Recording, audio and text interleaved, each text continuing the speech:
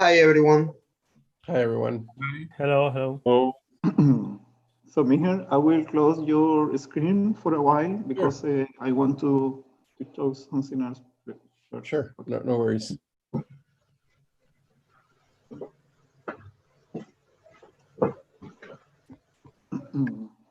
Okay, we are on YouTube now.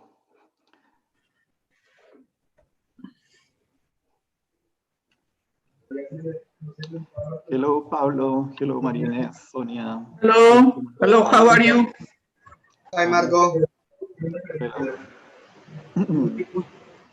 Hello, Pedro. How are you? Dennis, Sandy, Daud.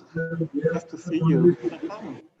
Matías, Jorge, María, Francisco, Arati, Patricio. Hello, Marco. Good morning, everyone.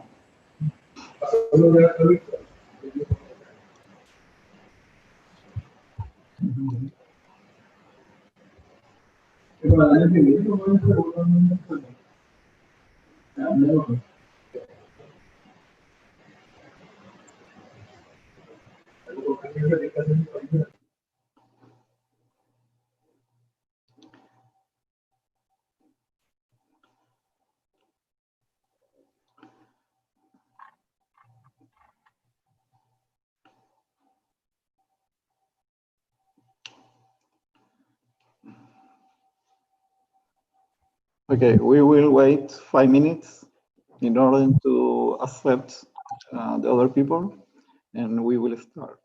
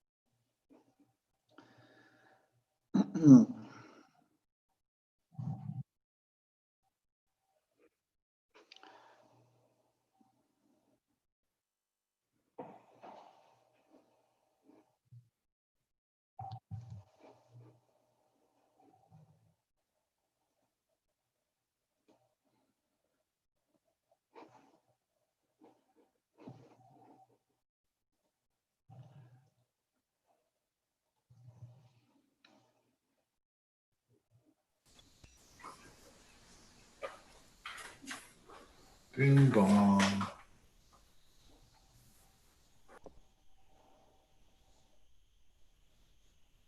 சொல்லிக்காதீங்க ji, சத்தியமா நான் யார்ட்டையும் சொல்ல மாட்டேன் G.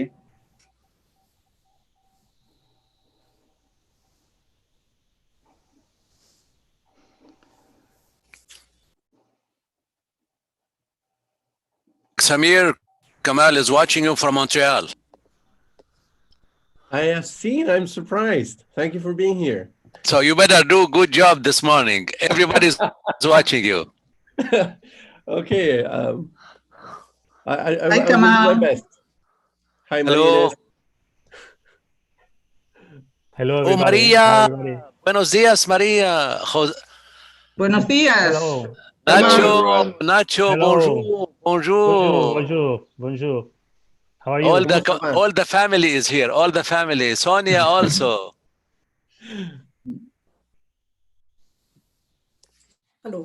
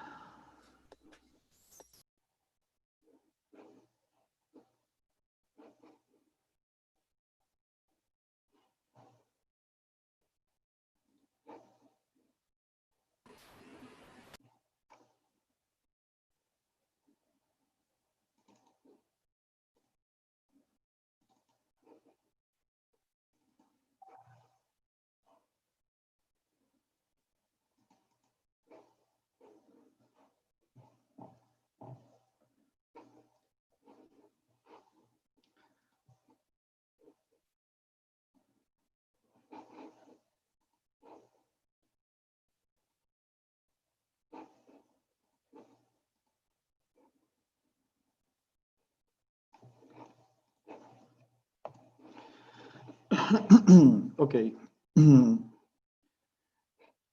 Okay, good morning, everyone.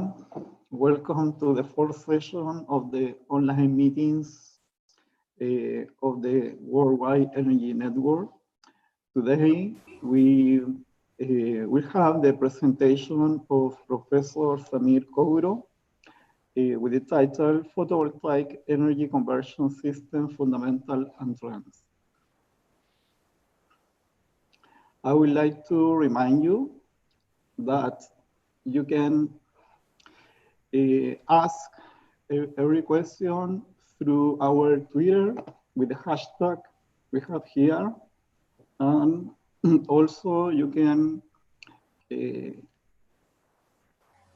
ask your question with the chat we have here in Zoom or YouTube.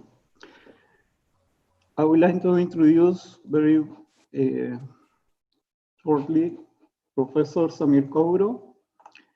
Professor Samir Kouro, since 2009 and 2011, was a postdoctoral fellow in the Department of Electrical and Computer Engineering, Ryerson University in Toronto, Canada.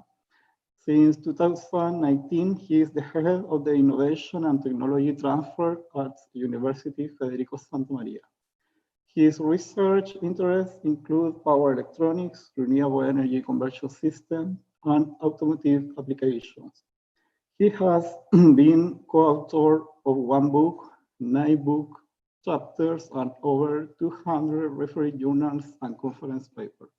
Professor Samir Kouro, welcome to this session. And I would like to ask you to introduce the panelists as well, please.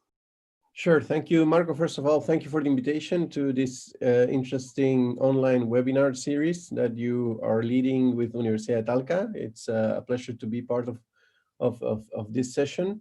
And I would like to introduce 2 dear colleagues which are very knowledgeable in the area of photovoltaic energy systems and which have done some collaboration with me in the past. And I'm sure they will be of a great addition to complement what I'm going to talk. They have also very good expertise in other areas, which I don't cover as much.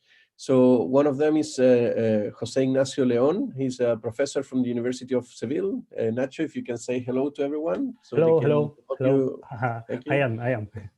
So So Jose, or Nacho as we call him, is an expert in multi-level converters, various kinds of applications, including photovoltaic energy systems, storage, and he's also very knowledgeable in areas of modulation techniques as well.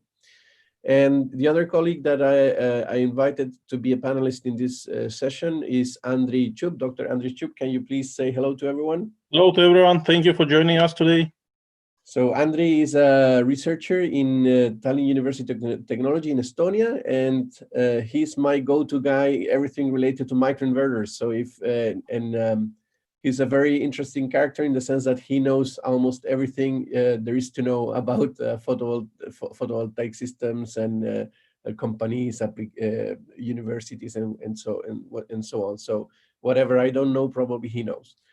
So he will be a very good addition to this panel. And yeah, that's it. That's it, Marco. That's the introduction of my panel guests. Should I start? Thank you, Samir. Yes, you can start now. Okay, I will share the presentation. I was told to have a 20 to 30 minute presentation so we can leave most of the time for discussion. And questions and answers, and really to have a conversation among what are the latest trends in photovoltaic energy systems. Of course, since my background is on inverters and power electronics, that will be the center of the conversation of this topic. And unfortunately, because of time constraint, I cannot do so much as I would have liked about the fundamentals. So I will go really quick about some minimum things we need to know about fundamentals to be able to discuss the topics further at hand in terms of trends. So one of the first things that is very nice to do at this point is to do an update regarding how PV systems are evolving in terms of their presence in our energy grids. And as you can see, in 2018, we surpassed the 500 gigawatt milestone, and this is really quite new. The data of 2019, this just came out a couple of days ago. So we have now also surpassed the 600 gigawatt milestone. And as you can see here in the sun, which I have to the left, it is similar, or it is now equivalent to 96% of wind power capacity. What this means is that by the end of 2020, solar PV will have surpassed wind energy power systems in terms of installed capacity worldwide. So this is quite a year for photovoltaic energy systems. It will become the primary variable renewable energy source. Of course, hydro is bigger, but we call this as a variable renewable energy, right? And since I am in Chile, what this has meant for our country in particular, which is considered one of the premier sites in the world in terms of solar energy resource, is that we have been seeing these pictures quite more often. These are all multi-megawatt scale PV plants around the country. This is just a few of them. All these plants here are above 100 megawatts in installed capacity. So these are quite big PV plants. And it's not rare these days to hear about 250 and 500 megawatt PV plants around the world. In fact, this one is the largest currently in operation, which is in India. It's a 2 gigawatt PV plant. It spans over 53 square kilometers, and the total cost of the project was $2.1 billion. It started operation last year. And this is not going to be the biggest plant when we end this year. There is a bigger one entering operation during this year in India as well, something a little bit above 2 gigawatts as well. So these are the pictures of how photovoltaic energy is changing some scenes around the world. This actually had to be a satellite view to capture the whole PV plant. It's quite amazing. Okay, so that's a little bit the state on how it has grown, and of course we know that the main drivers behind this is the lower levelized cost of energy of PV energy compared to other energy sources in these areas. And now let's go to a little bit of the fundamentals. So this is a photo, a block diagram of a generic PV systems, which has, it could be either for small scale or large scale. Some of the components will be maybe not present in one or the other, depending on the configuration we're talking about, but usually you have the PV system, you have a grid-tied inverter, and then you have the grid. That's in all the systems. Then the optionals are when you have a two-stage approach and you have a DC-DC stage, and you have also, for example, a low-frequency transformer in case that you have isolation on the grid side, or you may have high-frequency isolation in the DC-DC stage as well. In gray color is all the software-based items of the system. I mean, the controller, and here is all the hardware or the power train of the power part of the system. Okay, so one of the things that this conversion system does is, of course, energy adaptation to the grid. So inverting the DC power that comes from PV systems. PV systems are inherently DC. I always say that the sun is DC in nature, in terms of how it showers us with photons in a DC manner, not in an AC manner. That's why we have DC power coming out of PV modules. So one of the things that this has to do is do inversion. But the other important task that a PV system, power electronic system does is that we regulate the input voltage at the DC side, at the photovoltaic side, in order to extract maximum power from the PV system. And this you can see here in the power curves that are in the bottom part of this slide, in which you can see the different power curves depending on the irradiation and how it changes. Of course, more photons, more irradiation means more power. And also how junction temperature affects this maximum power point. So you want to be, of course, on the peak of these curves to be extracting most of the power. Hence, you have to find which is this voltage over here in order to achieve these, to be operating in these maximum power points. And these points shift depending on the irradiance and the temperature. And they can be a combination of both. Here I've just changed irradiance, and here I've just changed temperature, but they can change both simultaneously. They usually do. So you don't know where this point is going to be. And therefore you have to perform some kind of algorithm to be able to track at which voltage you have to operate the DC side of your system in order to be extracting maximum of this power. The problem is that when you have partial shading, this means when some of the PV modules are shaded, or maybe some of the strings of PV modules are shaded, these curves change. They have multiple maximum points, and then it becomes a little bit more tricky, and you reduce your energy yield when you're not operating at those maximum power points. And therefore, 4 kinds of configurations have been the mainstream solutions currently in industry. Yes? Yes? Sorry, I thought there was a question.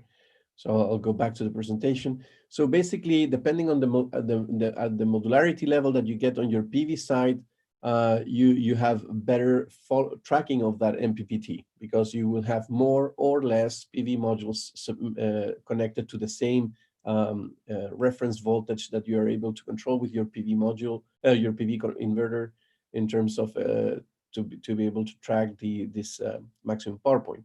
So we have 4 configurations that are the mainstream solutions in terms of how to achieve these. One is the AC module or microinverter, where you have a single PV module connected to an inverter connected to the grid. It can be 3-phase as well, although it's shown here single phase. So this one is the one with the best MPPT possible, because you have a single reference voltage for that specific module. So the only way that you are operating suboptimal here is that you have partial shading within a module. So some of the cells in this PV module are shaded.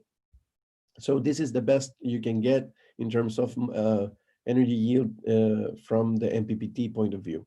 It's very flexible in terms of planning your PV plant. You can buy different brands of microinverters and modules. So one can be of one brand, this could be another brand, so you can expand every year with different technology, and there's no problem with that. The problem is that this solution, of course, it has a higher cost per watt. You have one housing, set of sensors, set of controllers, and everything for each PV module. So it increases the cost per watt. But it's a good option for rooftop and in areas where you have shaded conditions usually, and so small systems. Then you can do a compromise. And well, the other disadvantage of this one, which I didn't tell, is that because you have here just one PV module, this usually is low voltage, around 30 to 40 volts. And this usually is a low voltage grid, but of course higher than 30 or 40 volts. So this converter here has to step up voltage. So usually it's made of more than just one stage in order to achieve this voltage step up effort, right? You can do the same voltage step up effort by putting the PV modules in series. So you elevate naturally the voltage of the PV system connected to a single string inverter now, because it's a string of PV modules. And the problem is now that you have, of course, one set of references for the whole PV string. So now you have more partial shading issues that could happen because you have more strings attached to the same power converter. Still, it is a good MPPT. It's not the best, but it's still a good MPPT. It's lower cost than this previous solution because you have a more centralized approach in terms of design and controllers and sensors and so on. So it's lower in cost than the other one. Still remains quite flexible and modular, so it's a good compromise, right? So this has been a very initially very good for a small, medium-scale system, although I will show how it has become also now mainstream in large-scale applications. Here are some photos as a reference of typical converters that are from these families. Then we have the centralized topology, in which we have a string of PV modules connected in parallel to other string of PV modules, feeding one single DC bus that is then inverted by a central inverter to the grid. In this case, this is the worst in terms of MPPT efficiency, because you have all the strings connected in parallel to a single reference point for the MPPT tracking. That's why this diode is there for. If you have, that's a blocking diode in case you have power. I mean, they are partial shaded to avoid power flowing into other strings, right? Becoming a load of the system. So, but on the other hand, this is the most efficient and most cost-effective from an inverter design point of view. You have a central inverter which is very good, very well optimized to operate the discrete connection, and so yeah, it's lower in cost as well. You are centralizing all the power electronics in one, so that's the good aspect of it. So the bad part is, of course, it's less energy yield, especially in areas where you have shaded conditions and so on. And then there is a hybrid between the string and the centralized topology, in which you now insert here a DC-DC stage to decouple the different strings that you have attached to the central inverter. So it's basically a central inverter with DC-DC converters to performing the individual MPPT. So you're back to a good MPPT at string level. It's quite a little bit more modular and flexible than this one, but at the end you buy this all together. It's not that you buy a central inverter and then you buy DC-DC converters separately. So the flexible part is not as much as the case of the microinverters and the string inverters, of course. And so it's also a very good solution for medium to large scale applications. In fact, in industry, there is not much difference. The market doesn't make much difference between a string and a multi-string nowadays. In academia, we clearly set them apart. When you have a single string of module, a single string of modules connected to an inverter, we call it string. And where you have multiples connected with DC-DC stages, we call it multi-string. But usually you will find several brands of inverters calling this one also a string inverter, because they have strings connected to the grid with MPPT at string level. So we won't make much distinction from a market point of view among those. Here are some pictures on how they look like. So as you can imagine, for all these configurations, there is a large set of topologies for each one of them. We cannot go through all of them, and that would be a tutorial, not a discussion panel as it is intended for this session here. So I will refer you to one paper I wrote with some colleagues, in which we discussed quite a few commercially available PV inverters. So all these inverters you see here fall into the 4 categories, and all these inverters are found commercially. Of course, this is a little bit outdated. It's 4 or 5 years old now, and especially in microinverters area, this has grown significantly. There are at least as far as I know, more than 20 to 30 companies and with their own proprietary circuits, power circuits. So this has really grown significantly. So this, of course, is just a reference to start with, but you can find quite a few tutorials and surveys online with more of those topologies. So I won't go into detail in those for now. And I will center the rest of my presentation in relation to the trends. So currently in PV industry, which has become a mature market in which all these 4 configurations coexist, there is no one that is completely like obsolete, and that we would say that, okay, central inverters are going out, and multi-string inverters are increasing. Of course, those shifts occur, but all these topologies coexist. If you go to the main manufacturers, they offer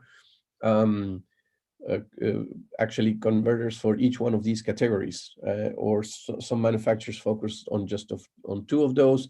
But all in all, you can find a plenty of manufacturers selling converters in all these 4 types of configurations. I haven't mentioned power optimizers yet, which is another kind of configuration where you have a string of DC-DC converters attached in between, but we can get to that during the discussion as well.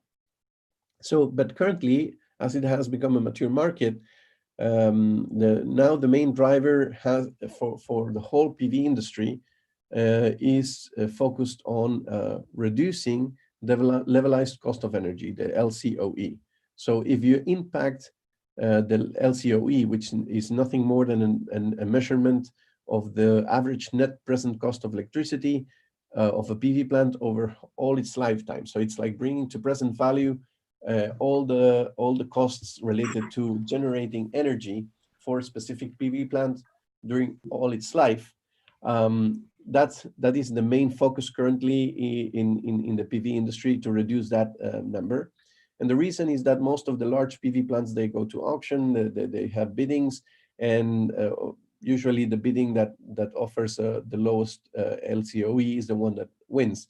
So if those projects are winning, then your inverter is being sold, and therefore, as being part of the balance of system of the PV plant, the inverter also is you want to be part of this cost reduction, right? Of course, the PV module is probably the biggest part of the component of the LCOE, but everything that you can do to reduce cost there is, of course, a good thing. And this has been the main driver for the PV industry and the photovoltaic inverter development in the last years. So what you want to do if you want to reduce the LCOE is you have to reduce your capital expenses, which is the cost of the equipment to set up the plant, then reduce operational expenses, which is the costs that you that happen during the whole operation of the PV plant during its lifetime, and then of course increase net income. This has an asterisk over here because the income, it's not only related to energy yield, so it's not just increase in efficiency and the MPPT and stuff like that, because sometimes what you get paid for the energy you generate doesn't just depend, it's not fixed. So there are market models and regulations and different kinds of billing the energy. Sometimes you pay spot prices and so on. So sometimes you even the cost of, I mean the price of energy goes down down to zero in my country when you have surplus of energy. So it's not just generating more energy that will increase your net income, okay? But certainly if you can do stuff over here in reducing the capital expenses and the operational expenses, you have done very good in trying to reduce the levelized cost of energy. So if we split those here, and we can then during the discussion come with more items that help to reduce the capex, reduce the opex, and increase the net income, we can come up with additional trends over here. But I have listed here some that I feel have been addressed by the research community in the last year, so in recent years. So one that reduces greatly the capex is increasing the power density, so reducing the transportation costs and the handling installation costs. And this is why we will see later that central inverters are reducing their popularity, and string inverters are increasing their popularity because it's easier to increase power density in those kinds of systems. So we will see that in a minute. Also, for small PV plants, going transformerless helps with this as well, and increasing the lifespan. Because if you increase the lifespan of your inverter, if you can extend the warranty of your inverter, then the PV project, if you want, the lifespan of the PV project as a whole also increases, and therefore, if you bring this to present value, it impacts greatly the capex. How to reduce the operational expenses: increase reliability. You have less faults, increased availability. It will reduce maintenance. Here, to reduce maintenance, for example, moving partless inverters are becoming also a thing. So having nothing that moves within the inverter, that's especially true for the cooling system. And also grid code compliance and auxiliary services are also a part of reducing operational expenses. If you meet the grid codes, then you, of course, are also reducing the OPEX. In terms of increasing the net income, higher energy yields, of course, are part of it, and you get that with higher converter efficiency, which is the input-output efficiency of a single converter, of course, and then also the higher MPPT efficiency, which is the way in which you track if you track better the MPPT or not. So this has more to do with the modularity of the system. Again, here, this is favoring nowadays string and multi-string configurations over central inverters because of this part over here. Also increasing reliability. If you have less faults and the system is more available, you will have also more energy yield. And ancillary services are also services that can be monetized. So you can get paid by providing some auxiliary services, so that it also increases net income. And if your converter is capable of doing that, that's also a good thing. So let's go quickly to some of the trends for each of these configurations, and then we'll start with the central inverter. Central inverters are quite established technologies, so there's not much innovation that can be done there. But one of the things that is quite interesting, particularly from PV industry point of view, compared to drive industry, is that in motor drives, you try to be operating over here at 96, 97% of efficiency. You will be connected this to a pump or a fan anyway, which is more inefficient. So here you pay less power electronics and get quite a nice efficiency. However, in PV, since the system is more expensive and you're in the business of generating energy, you want to operate on this side, where you have the peak efficiency of your power electronics, and therefore you have to derate the components and do power shading and connect them in parallel to increase the efficiency. Then you end up with very high efficiency inverters, which are a little bit more expensive than motor drive inverters and so on. But again, here the PV, here you are not going for, you're reducing a little bit the impact on the capex, but you are getting a lot of in return over the 25-year span of the PV plan in terms of energy yield. So Additional benefits of making a central inverter by connecting several modules in parallel is that you reduce also magnetics and filter components, because you can do interleaved operation of these converters, and that's why it has become a trend. And here, therefore, you can find converters like this one by Toshiba Mitsubishi, a central inverter, which is made by this T-type configuration, in which you can find several, I believe it's more than 16 of these modules in parallel inside, and you can achieve power levels of over 2 megawatts for a central inverter, but with extreme high efficiencies, up to 99%. So that's a trend in central inverters. Other things are grid code compliance, introducing ancillary services and a PV plant level, energy storage, that has a lot to do with the previous part, operating now with DC buses of 1500 volts, which is for the new PV modules that can reach this voltage level that increases efficiency as well, and moving partless cooling systems based, for example, on heat pipe, as you can see here. Here you put the semiconductors, and then you have you don't have water cooling. This is just natural convection of water inside of these heat pipes. It's not forced water convection, so that's a way of doing it. And many companies are doing it. Now, if you go to trends in the string and multi-string area, you will see that they are becoming increasingly popular over the central inverters. And the reason for this is that, for example, one of the grid codes that you have complied with is power regulation, and in order I mean power control, and to regulate the frequency. And in order to regulate the frequency of the system, you have to forfeit power, which is called power curtailment, in order to be able to have room to inject active power when you need to increase, for example, the frequency of the system. And therefore, you do not operate on the maximum power of the plant. You move either to the right or the left in order to have some room to increase your power when you need to inject power as forced by the operator. So in that case, you are forced to work either here or here. And if you work on this side, this is a slippery slope, if you want to call it like that. So you would get large fluctuations of power. So it's more difficult to operate here. So usually you operate in this area. And in this area, you're too close to the grid connection voltage. So you lose regulation of your PV inverter. So this, of course, improves when you're operating at 1500 volts DC bus. This gives more room.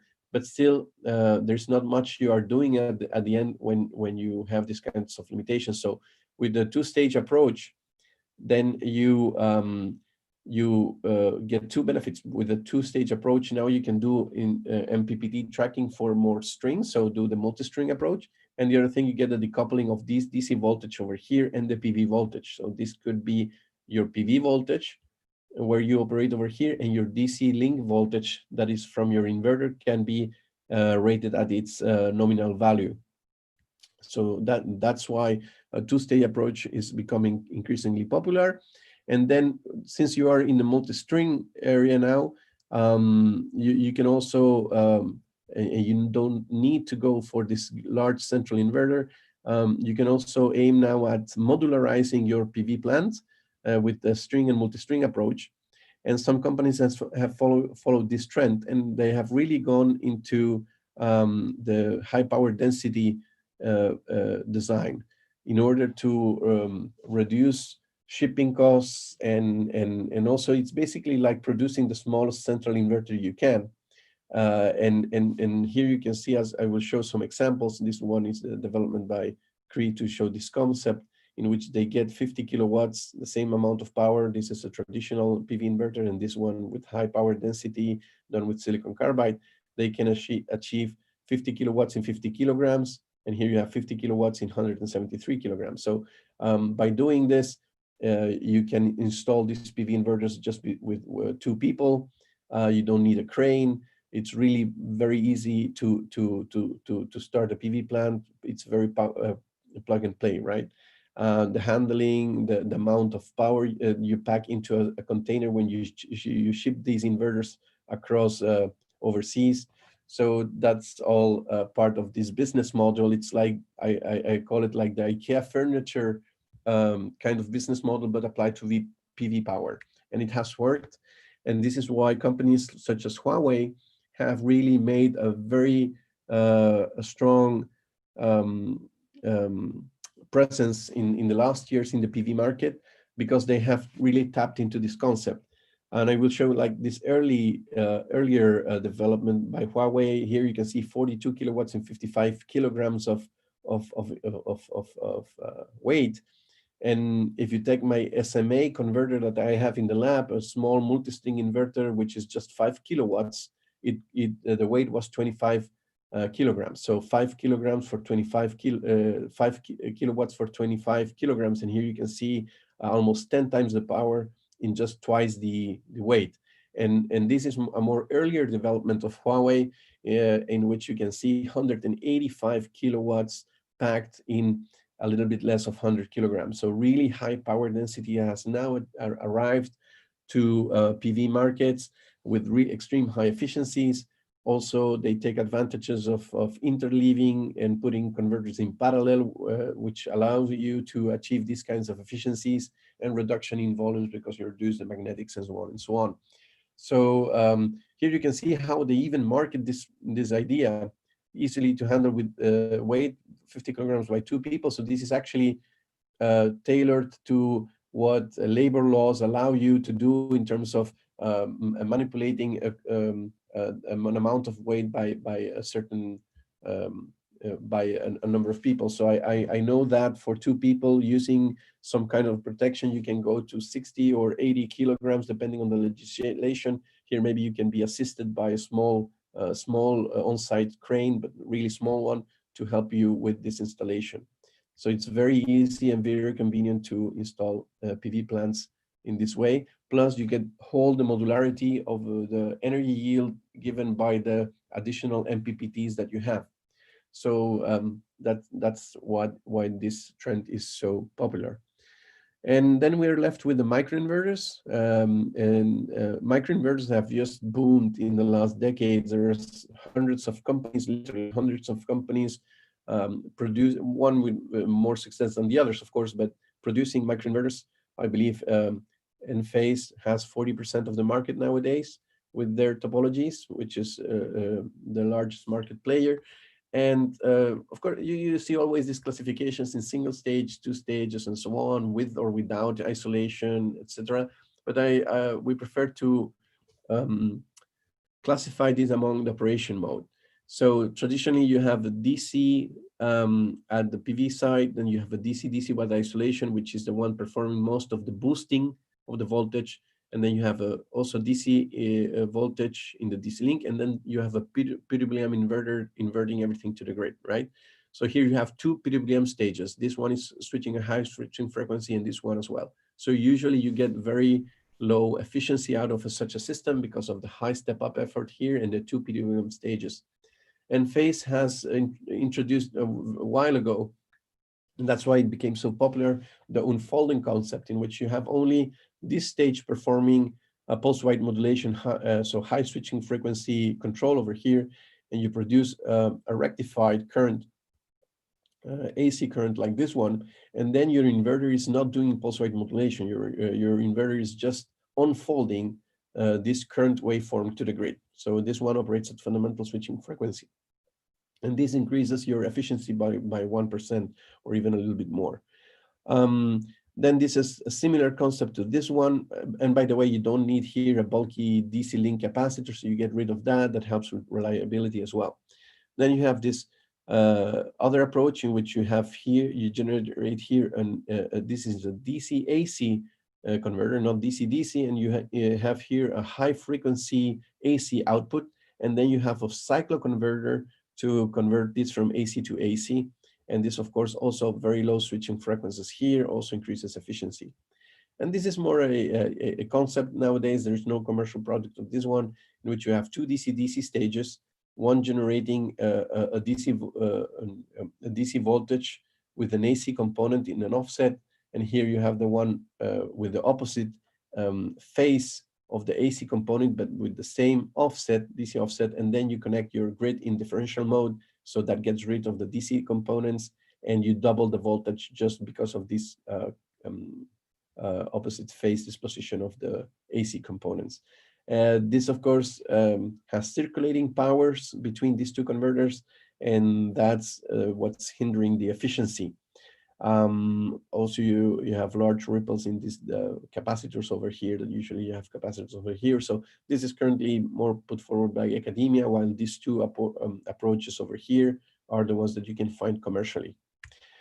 Here is one example of those one from Enphase, and this is one from SunPower, in which, for example, in order to increase reliability, they try to use a switched capacitor. So this is a power electronics capacitor to get rid of the pulsating power and do power decoupling between the input and the output, which also helps with the control and reliability of the system, and you can increase the warranty.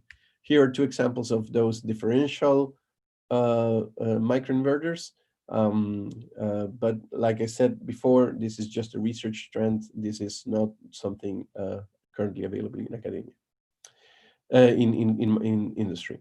So some trends in the microinverter market to increase reliability and lifespan, and to that extent, one of the things to eliminate capacitors from the DC link, increase efficiency, so reduce PWM stages. Also, we can talk later about submodule microinverters and power optimizers, which also increase energy yield. Also increase the input range of the microinverter. When you're under partial shading, what happens is when one of the bypass diodes is conducting, your voltage drops by 1/3. So if your PV panel is 30 volts, then you have 20 volts only. And if two of those bypass diodes conduct, then you will have only a 10-volt panel PV module. And then usually your microinverter cannot do that voltage elevation to the grid connection, so it just shuts down. So there are also a lot of research being done into reconfigurable power converters that are able to go that extra mile and produce higher input-output voltage differences. So that's what I wanted to speak about in terms of trends. So we covered a little bit about central, string, multistring, and microinverters. I have a little additional slides from some other research trends, mainly on submodule and also partial power converters. But I guess we can get into the details depending on the questions. And because my time, I have overspent my time a little bit, so I will now go to the moderator, the chair of this session, so he can start with the questions. And also I will invite Nacho and Andre to join me in the discussion, and I will try to shut up for a minute so that you can hear their expertise as well. Okay. Thank you very much, Samir, for your very interesting presentation indeed. And I will ask the panelists, Jose Ignacio, Nacho, and Andre, to give your comments about that, and then we can go to ask the question from the audience. Thank you very much, Samir.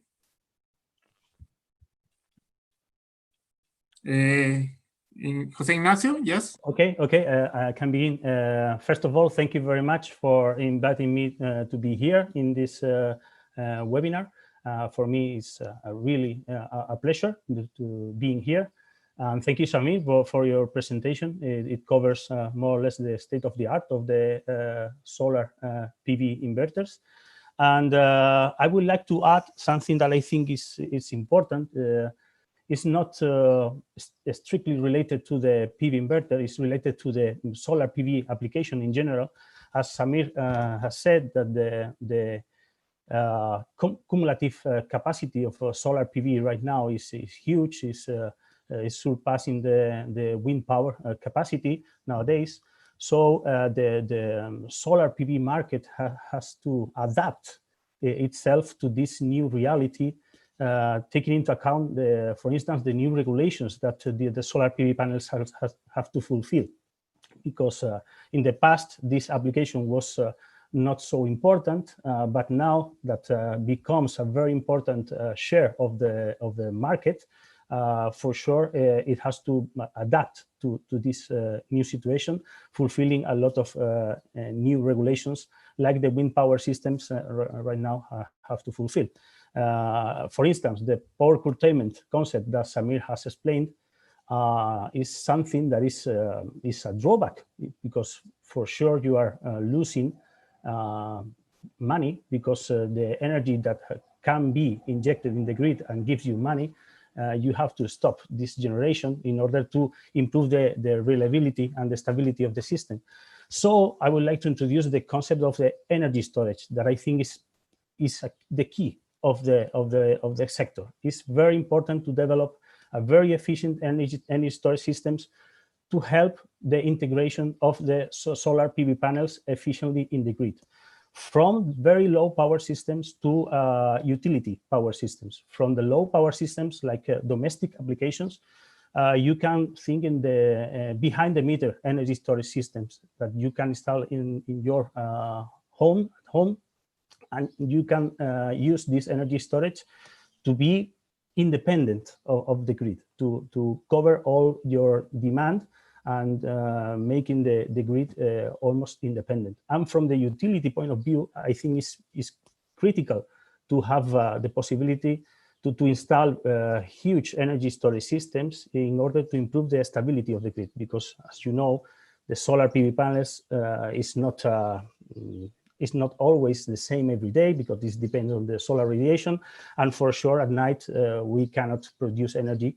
So we need, for sure, if the amount of energy that is coming from the solar PV panels is huge, we need something to cover that on some specific day the demand is very high and the sun is not very hard. So we need this energy storage to make the grid stable. Okay. Thank you very much, Jose Ignacio. Andre, please. Yeah, thank you. Thanks to everyone who joined us today and for this opportunity.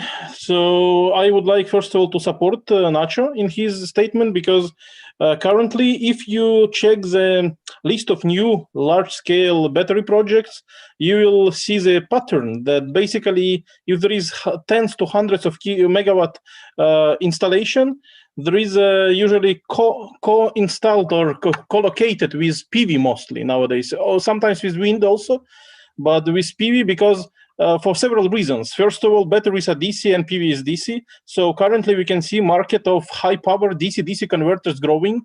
Right now there is Dynapower, Gamesa, SMA, and several other companies providing solutions between 250 and 600 kilowatt per module for DC coupling of batteries on site.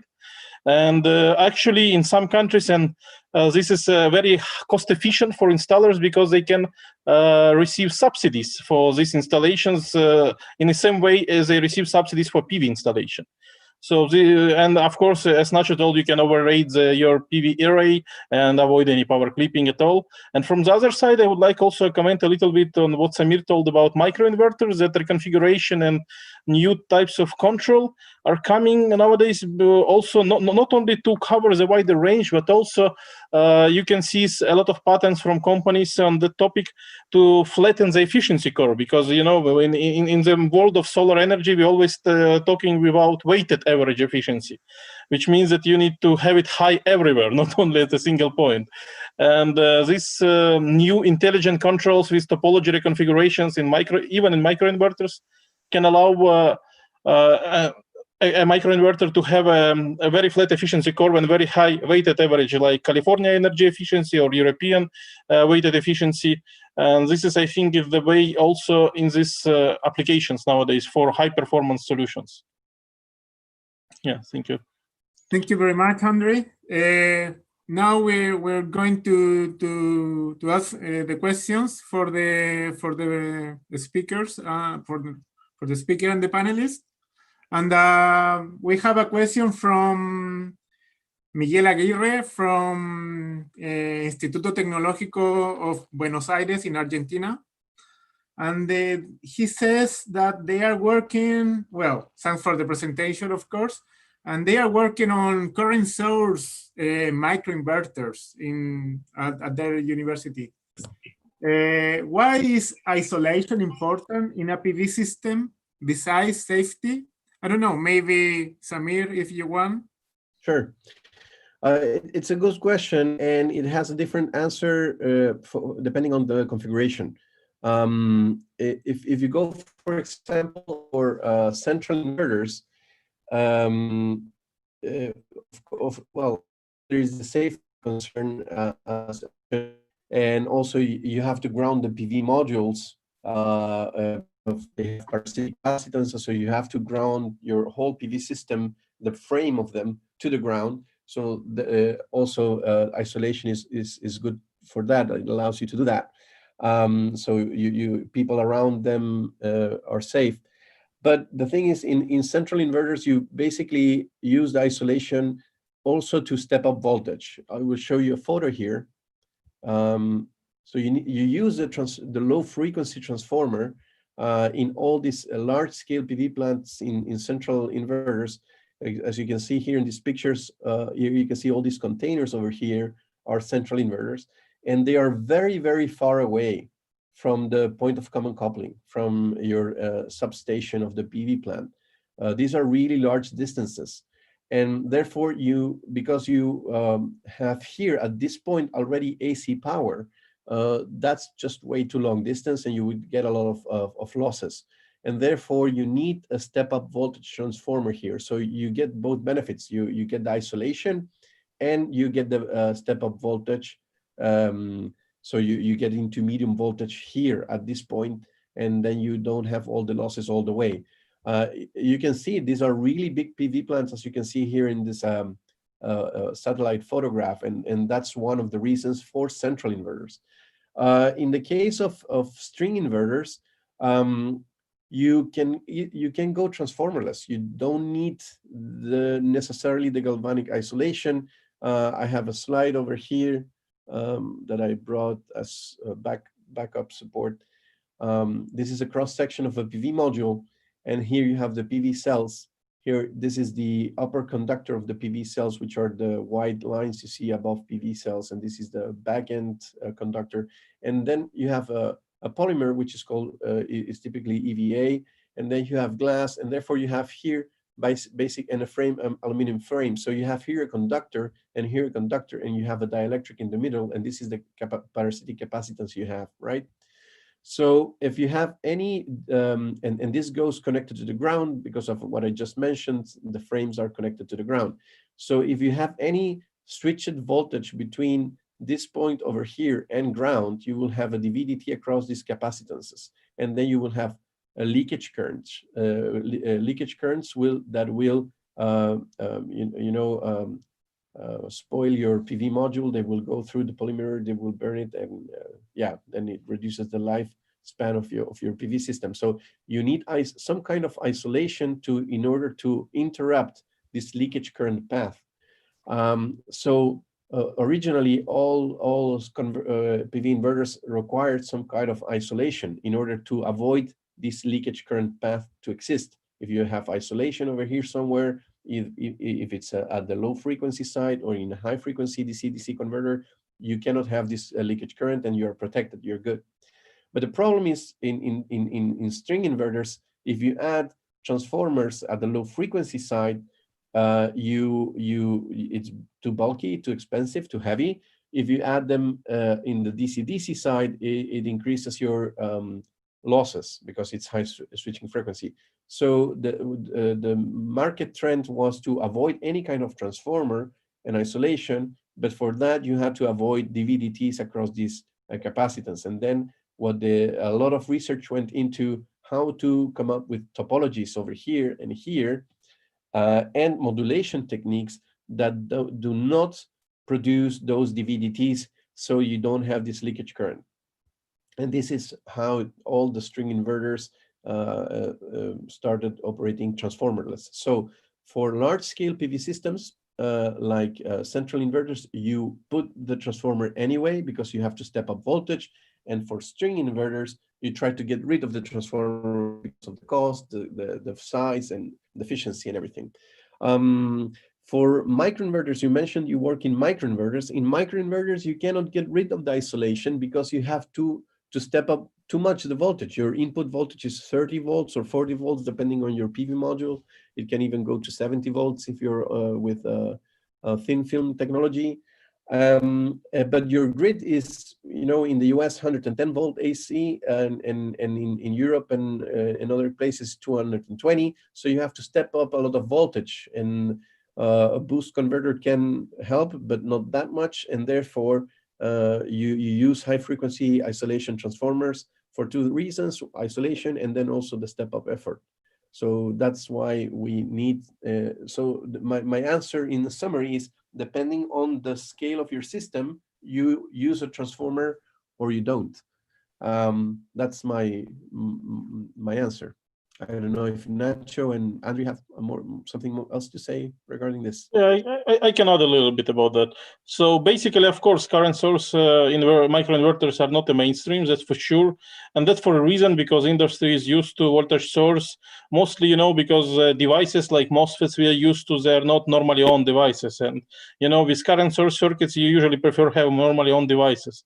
Of course, with the appearance of new silicon carbide JFETs and things like that, it may be more relevant. But as also Samir told, that when we are talking about step up, the isolating transformer is the most efficient way to step up the voltage, because the efficiency of high frequency transformer is easily 99% plus, 99.8 if you are lucky, 99 if you are not lucky, but this is like that. Also, if we are talking about current source topology, then the circuit still has 100 or 120 hertz ripple. And that's a crucial thing in such topologies, because if you want a simple and low cost, and we collaborate with a company here in Estonia, microinverters, and the cost is the biggest problem, in fact, for microinverters. And right now the market is dominated, like 70 or 80% of market is dominated by single company, mostly because of cost issue. And with current source inverters, when we talk about the energy density, because one thing that people usually don't expect to see when you open up a microinverter, you see a lot of electrolytic capacitors still, because this is the cheapest way to do. But usually they're installed at the low voltage input, which means you can use another technology, because electrolytic capacitors for low voltage circuits are right now way more efficient than high voltage counterparts. For example, I can tell you that around 8 to 10 millifarads at 63 volt capacitors, some bank of them. And this will result, but the lifetime of these capacitors would be sometimes over 10,000 hours at 105 degrees Celsius, which is absolutely impossible if you have a high voltage DC-link due to technology limitations. So when we are talking about current source, you still need to filter out 100 hertz ripple, but the energy density of magnetic components is at least 3 orders of magnitude lower than that of the capacitors. So I think that you still will need some big capacitors in your system to filter out the double grid frequency ripple. Okay, I think we're having Andre. Are you there? Yes. Yes. Yeah. We lost your last part of your comment. Sorry, because of the connection. Okay. So what I was talking about, that even though you try to use current source inverter, and it is still needed to filter out 100 or 120 hertz ripple. And when you go with voltage source topologies, you can use capacitors, and most of the microinverters still actually use them. Electrolytes just at low voltage input. And low voltage electrolytes are way more reliable than high voltage electrolytes. You can find electrolytes with over 10,000 hours lifetime at 105 degrees Celsius, and which is absolutely impossible at 500 volts or higher. And that's why they're dominant, the voltage source, because another point of view is that if you use a magnetic element as your DC link, the energy density of magnetic components is at least 3 orders of magnitude lower than energy density of a capacitor. That's why I think the voltage source would be dominant still in this topic, industrially. Okay, thank you very much, Andre. I would like to ask some question about to Nacho. You mentioned something that is very important now to power system is the energy storage. The question is, referring to advances in power converters. Has there been developed any power converter topology or something that is working right now in the industry that considers this energy storage to compensate, to give, for example, reactive power or to offer low voltage right through or something like that? Yes, there are a few installations everywhere in the world with this kind of application. For instance, there is a company that I used to work with these people. It's HES Technology, and they are working with Duke Energy. There is a very important electrical provider in the US, and they were installing a hybrid energy storage system built with batteries and supercapacitors for ancillary services, reactive power compensation, low voltage right through, peak shaving, and different services. And this installation is just beside to a large PV installation, helping to the grid to be stable and saving even the life of the overall system. So yes, it's a reality. There are a few commercial products everywhere. For sure, you cannot find these commercial products in a portfolio because every solution is unique.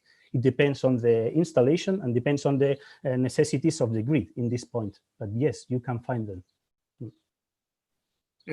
Something that Samir showed in his presentation was about the power density, and there's a question about that, which is something very interesting that you showed about Huawei inverters, which is the heavier component of the PV modules, which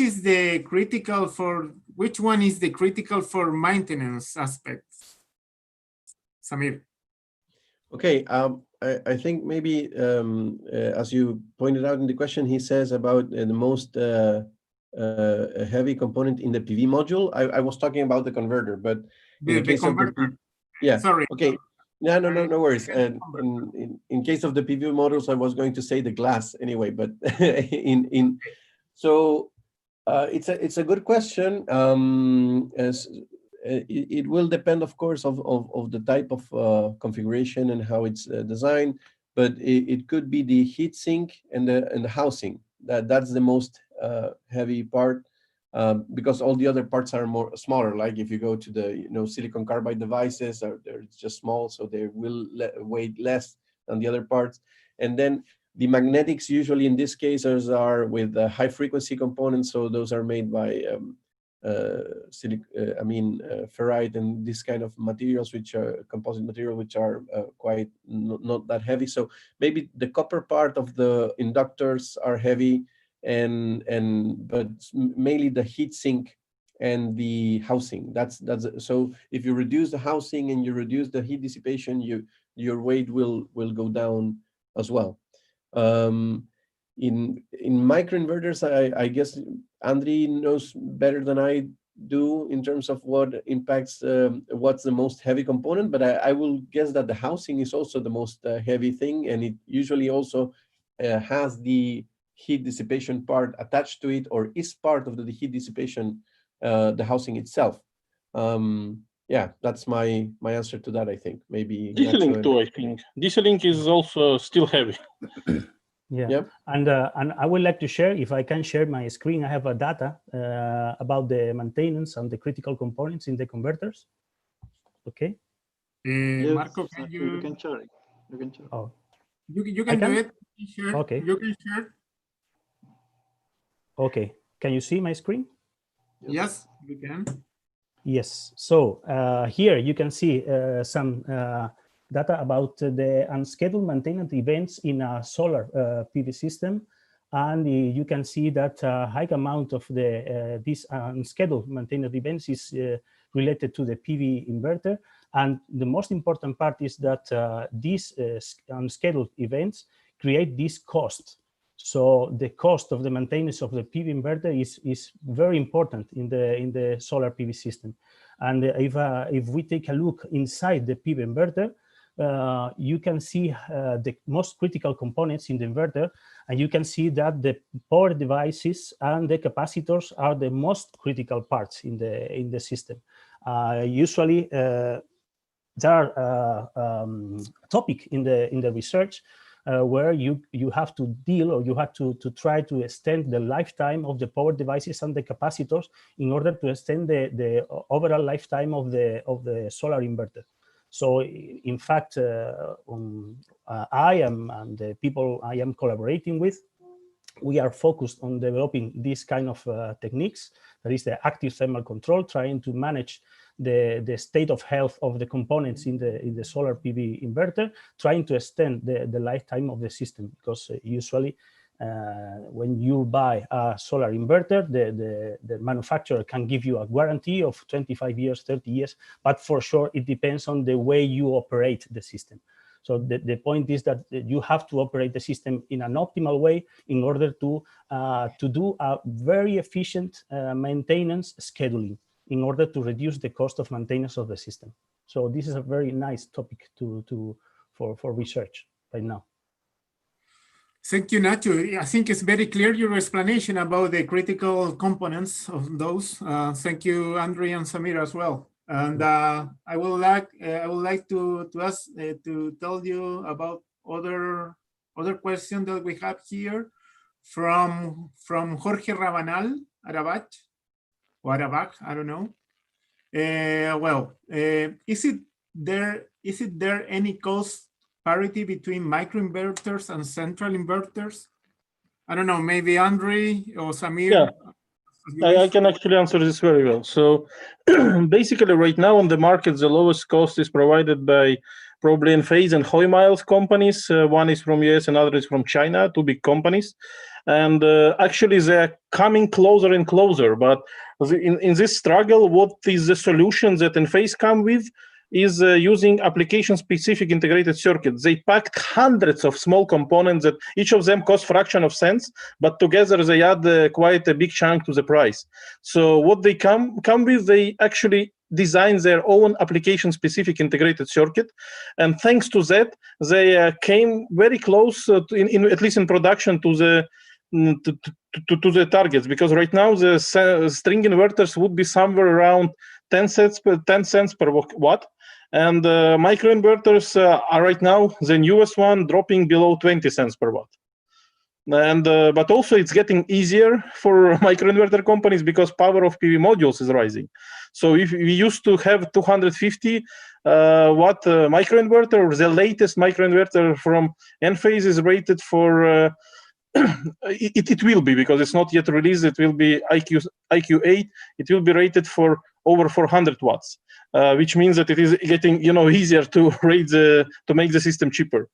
Yeah, like that. I can also answer another questions about the microinverter. I can see them in the thread. So regarding MPPT, a big fill factor for microinverter, I don't think this is a problem, because there is a fill factor, you have a more steep curves, but from the other point of view, voltage fed microinverters are like, they change their gain basically, which means that you move by voltage, not by current when controlling them. So actually I haven't seen, right now we have quite high fill factors with new PV modules, and I haven't seen large problem with that.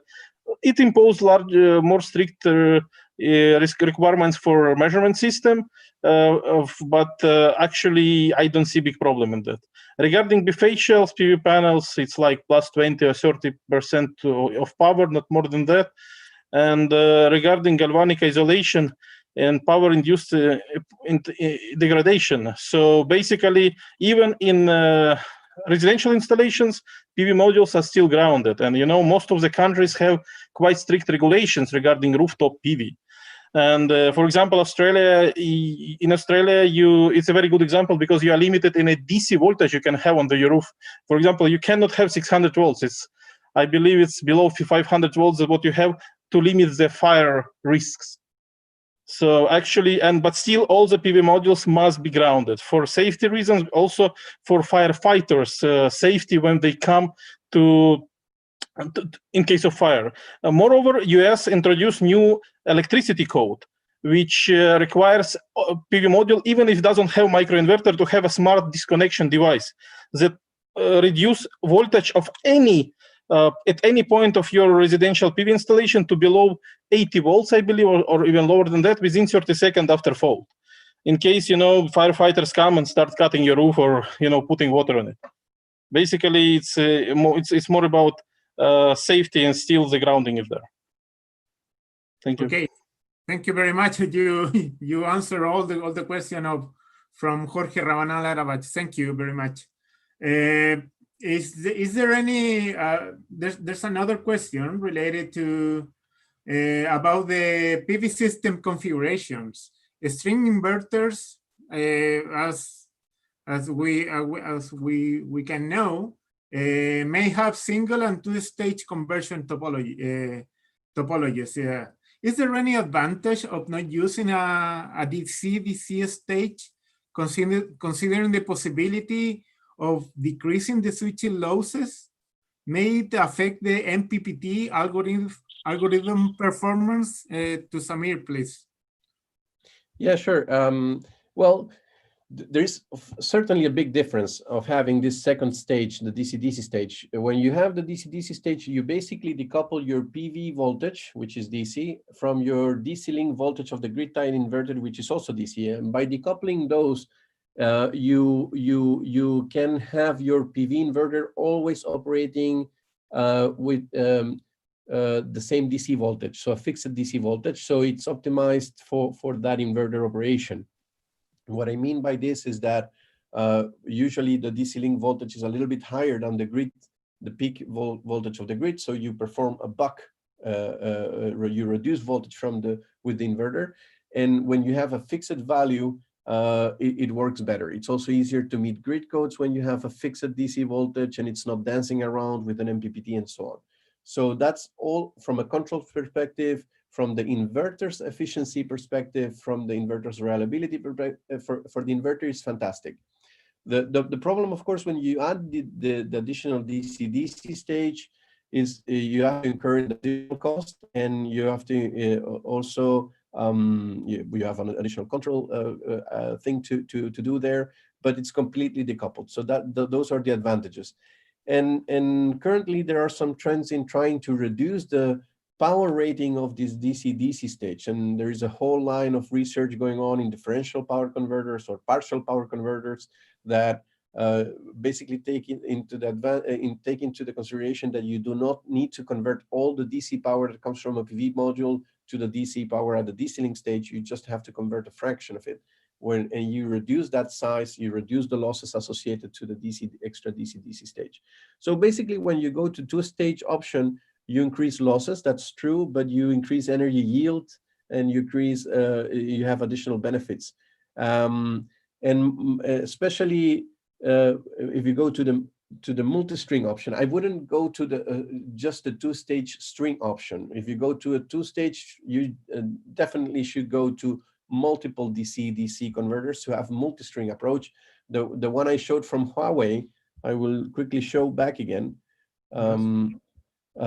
because it's nice to see what industry is doing, because they have plenty of data to support what they're doing, that it's working fine.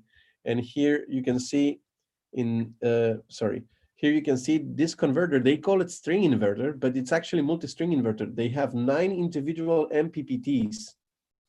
So they have 9 DC-DC stages, and they are able to connect 2 strings for each MPPT. So they actually allow to connect 18 strings of 10 kilowatt each to this converter, and it produces 9 MPPTs.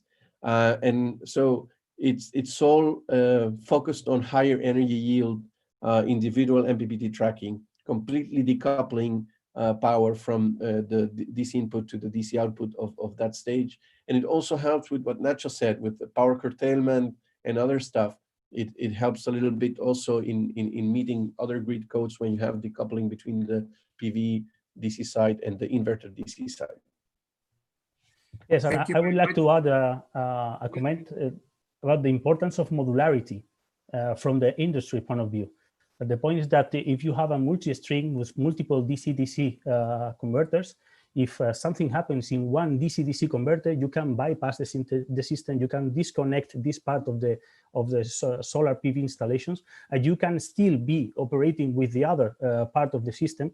And this is very, very beneficial from the profit point of view, because you are always working with the facility, and once you can go there and replace the damaged system, you can replace that. But from you realize that you have a problem up to the moment that you can go to do the maintenance, you can be in operation, and this is critical from the profit point of view. Thank you, Nacho.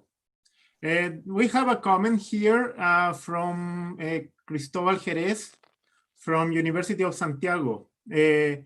He's asking if there is any experience of development in systems applied, I think, to PV systems using modular multi-level converters that you already mentioned, modularity.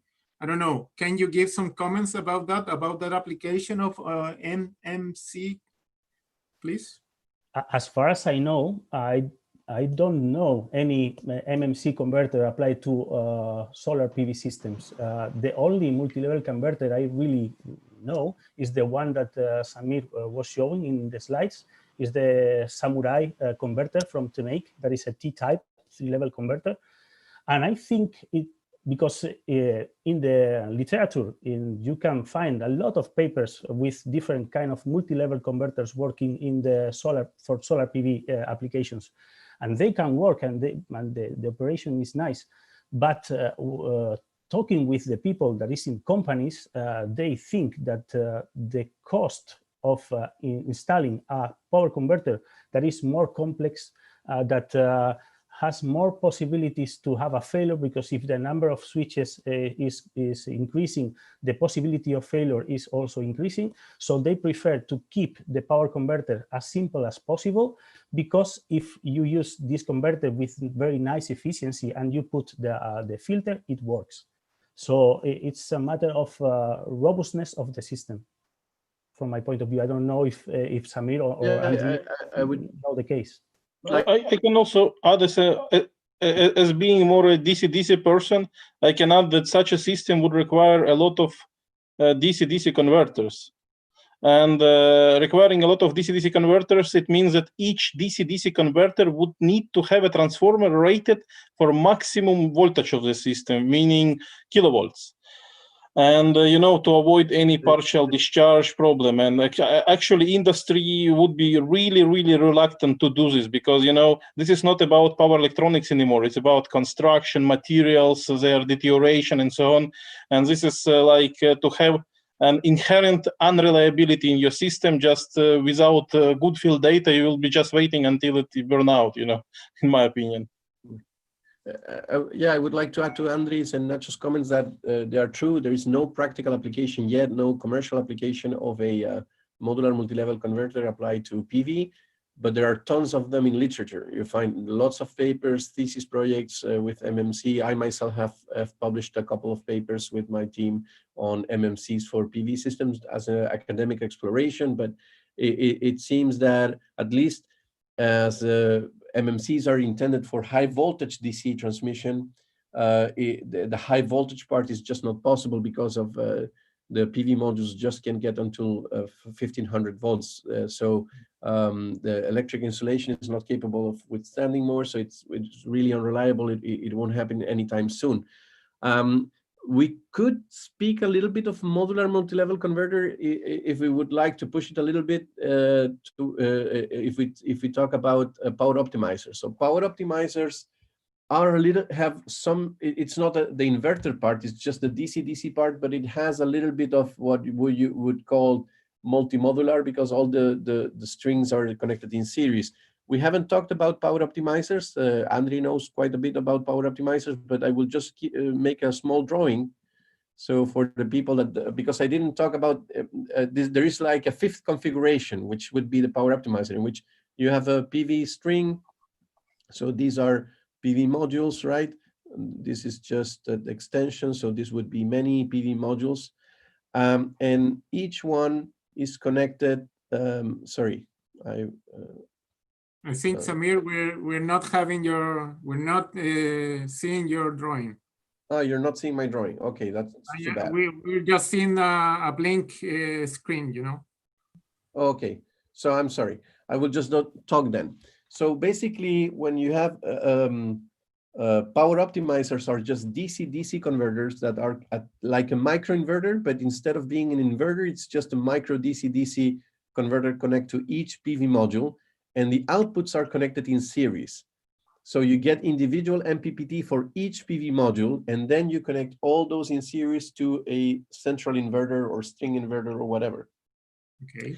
And then you could say, or kind of say that that's a modular multi-level converter, but not certainly not a modular multi-level inverter like the one I'm guessing you're talking about, which is extensively proposed in your HVDC transmission, right? I can add that several years ago in Sweden, in Stockholm, there was a small startup trying to implement like a microinverters, but like string microinverters, when each PV module has a small H bridge and all of them are connected. And they had additional communication between them to synchronize. This was quite funny concept, in my opinion. They didn't succeed, unfortunately, but it was very interesting to see, you know, the concept in general, when, you know, have a lot of small low voltage H bridges. Well, thank you. It's very clear, your responses to the questions. I have another one. I don't know. It's from Matias Aguirre from Argentina, I think. Is there any news on the use of partial power converters in PV generation? That's a good question. Well, as far as I know, not yet from a commercial perspective. The research, although is really increasing and ramping up fast. There is actually now a special session going on partial power converters in the journal, IEEE Journal of Emerging and Selected Topics in Power Electronics. It's not just being proposed for PV systems, also for battery energy storage and other DC DC where this is interesting. You know, we have found even literature of partial power converters dating to the year 1984 for DC-DC systems, and for AC-AC way before that. The double FET induction generator used in PV, in wind farms is actually also a partial power converter. So these are, they have been used and also in small electronic systems on motherboards of computers and cell phones and stuff. They are also being used, differential power converters. There is a difference between differential and partial, but anyway. So going back to the question of Matthias, not yet from what I know of, but there is quite a lot of things being done now in research in these areas, and I know from companies that are looking into it as well. So it might be in the near future for the DC-DC stage, right? Several years ago, I have seen results of a poll, industrial poll made by, you know, in US they have Power Supply Manufacturers Association, PMSA. So they made the polling among companies and leading universities, and this was actually one of their outcomes of the polling, that partial power converters have been mentioned by several universities and companies as one of the promising solutions. So I think we will see just more, you know, any technology takes some time to emerge on the market. So I think we will see it soon enough. Nacho, can you add something? Actually, no. Samir and Andre are experts in the field, so it's perfect. Okay. Well, I made a mistake. That question comes from Iquique, okay, in the north of Chile. Matias Aguirre. And there's another question, and from Jose Riveros from Paraguay.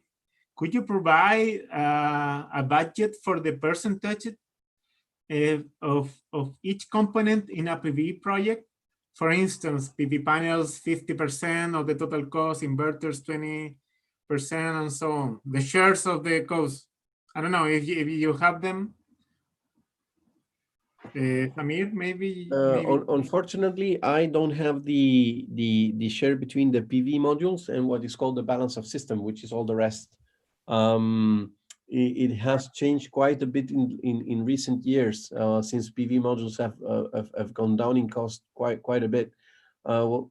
Maybe Nacho or Adri have some figures and numbers, but otherwise, what I can say, what I can do is I can find. I was looking yesterday and I found all the data about that, but I don't have it now. But after the session, I can send you the information, then the link where you can see the percentage of cost of each component of a solar PV installation. Yes, I have it. Yeah, actually, there is a big study by National Renewable Energy Lab in US regarding that for different levels, size of the systems. It's a little bit outdated. It's decreasing price, but anyway, the person can get understanding.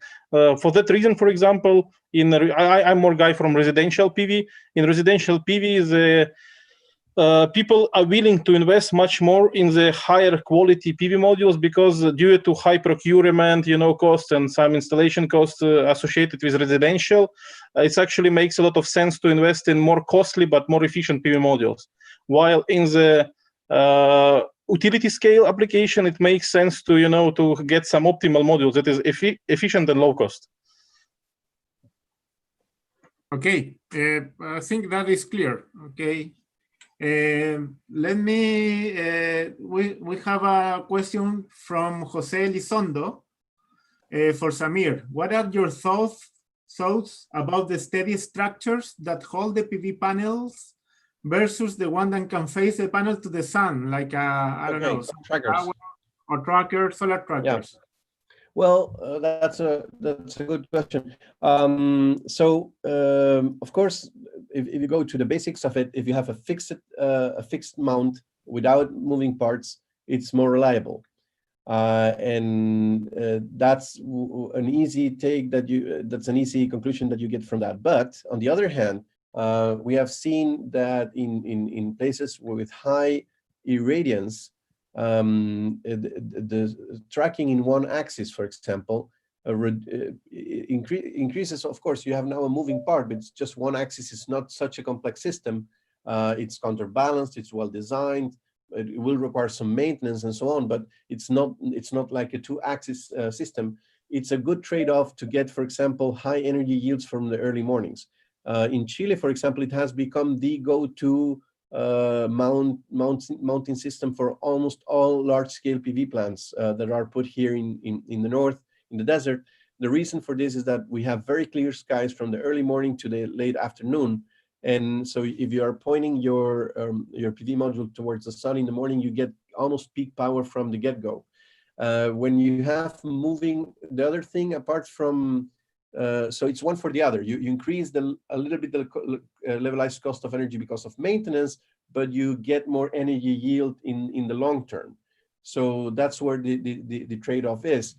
And the other thing that you have to also take into account is when you have moving part, for example, this one-axis movement, you will have to also space the strings a little bit more because of the auto shading, the shading effects of one over the other string. So you have to separate them a little bit more, and that also impacts the levelized cost of energy because you're using your area differently. But all in all, those are things you can model. You can actually do an optimization algorithm, and it will tell you the optimum distance, the angle, and also because of the cost of the maintenance and so on. And this has been shown to be very successful in our country. At least you can see most of the big PV plants have one-axis movement from, in our case, from east to west, right? So yeah. Well, I can add that here in Estonia we have a very short days in winter and very long in summer. So with additional tracking, of course, nobody expects Estonia to have too much sun, but with tracking, we can actually achieve the same kilowatts per square meter per annum as like southern Germany, like Stuttgart area, for example. But only with tracking, because the sun right now it's still quite a lot of light, even as always 6 p.m. and it's going to be in very soon light throughout the night, which means that you need to track in a very wide range. But if you do this, you can get quite a lot of energy in summer time. I forgot to mention that when you have direct sunlight, so not overcast skies when you have the diffuse, then solar tracking is really useful, because you're really tracking the sun. It's because you get the direct radiation. When you have indirect radiation, like for example in Canada, you have overcast skies a lot of times of the year, then there is no point in putting trackers, because irradiance comes from every direction and every angle, because it's diffused by the clouds. So there's no point in doing tracking there. So that's why in desertic areas without clouds, you will see more uses of trackers than in places like where you have a lot of indirect radiation. So solar irradiance, that there you usually don't put trackers because of the cost, the maintenance, and so on. Yeah, here in Spain, the usual solution is to have a fixed solar PV panels without tracking, in order to reduce the maintenance costs. So it's cheaper, and that's all. From the research point of view, in order to improve the efficiency of the system, the idea is to change the PV panels for a new technology of PV panels like multi-junction. And in this way, you can increase the efficiency of the PV panel itself, or even to put some kind of cooling system in the PV panel, because as Samir has shown in his slides, the temperature is your enemy in the solar PV system, because if the temperature is high, the efficiency is going down. So it would be great to have a solar PV system in a very cold place. So that's why probably Chile is probably the perfect location for a solar PV system, because if you have solar PV installations with high altitude, probably the average temperature is lower and the efficiency of the system is higher. I don't know if that's the case in Chile. I don't know, actually. Yeah, we have high oscillation of temperature, especially in the mornings and the nights. We have a cool desert, but junction temperature. So once the PV module is exposed to the sun, it heats up. So yeah, you cannot get rid of it. Right? But you're right. The multi-junction PV modules, especially the bifacial modules, which have one double junction, those you don't need the tracking, because you can put them in such an angle and use the albedo, which is a reflection on the surface, to get indirect sunlight as well. So what Nach is telling about this is completely true, and this is becoming a trend in our country. Bifacial power PV plants, which are the ones that receive sun from the top and from the bottom, are becoming increasingly popular. And in those, you really don't get that much of an advantage if you have the tracking, because then you will always tracking with one phase the sun, and the other one will have a variable albedo. Albedo is always variable, but you will certainly generate basically a shade towards your other side of your the backside of your PV module, which you want to actually be exposed to some kind of reflection. So in that case, this is also becoming or power of energy more or less, depending on the albedo, which is the kind of reflection you get. You can even change the albedo of your, if you don't have a high reflectant surface, you can put some things there to increase the reflection as well. So these are things that are being researched right now, but they have a positive impact on the reduction of the levelized cost of energy, and some of the PV plants that have been recently have this technology. We are having some connection problem with Samir, so I would like to thank Professor Samir Kouro, Andre, and Professor Ignacio León for all this interesting discussion that for sure will contribute for the knowledge for all the people, academics, researchers, students that have been participating in this session. Today we have people from several countries around the world, like Canada, US, Morocco, Mexico, Spain, Estonia, Paraguay, Brazil, Portugal, and several others. but also from several cities in Chile, like Antofagasta, Iquique, Punta Arenas, Santiago, Talca, Valparaíso, Concepción. So I would like to thank again Samir for his support in these online meetings, and as well to Nacho, Leon, and Andrew. And finally, I would like to invite for the next session, which will be by the end of this month, June 13, with the speakers Thomas Rieder, Pablo Sandoval, Eduardo Soto, and Claudio Sebach, which will talk about digitalization of energy, traceability, and certification with blockchain. So in the next day, we will send you the information and the invitation to join us for the next session. Again, thank you very much. And I would like to open the microphones if someone want to ask something else. Otherwise, we will finish this session. Thank you, Marco. I just wanted to thank you and your team for putting this together and inviting us to be part of this webinar series. And I congratulate you for this effort and wish you all the best in the next sessions. Yeah, for me it's the same. For me, it's a pleasure to be here to participate in this webinar. So it's a very good initiative. So thank you very much, and congratulations for organizing this. Okay, organizing this. Thank you. Thank you very much, Samir and Nacho. Finally, I would like to ask the participants to open the camera if it's possible, just to make a picture to keep in our records for the session. Thank you. Perfect. Christina, can you take the... Yes. Okay, thank you very much. And we will see you in the next section. Okay, bye-bye. Thank you, Andrew. Bye. Bye. Thank you to everyone. It was very interesting, indeed. Bye-bye. Thank you. Bye-bye. Thank you, Samir. Thank you all for your questions. Andrew. Thank you to everyone. Bye-bye.